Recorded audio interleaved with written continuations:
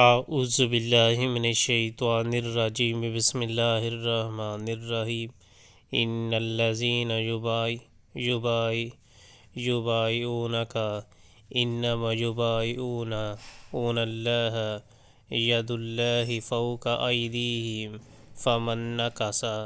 فانما ینکث علی نفسہ ومن اوفی بما عاہد علیہ اللہ فسیؤتیہ اجرا عظیما۔ اے نبی صلی اللہ علیہ وآلہ وسلم، جو لوگ تم سے بیعت کر رہے تھے وہ دراصل اللہ سے بیعت کر رہے تھے۔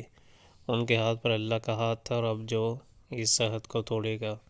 اس کی عہد شکنی کا وبال اس کی اپنی ہی ذات پر ہوگا، اور جو اس عہد کو وفا کرے گا جو اس نے اللہ سے کیا ہے،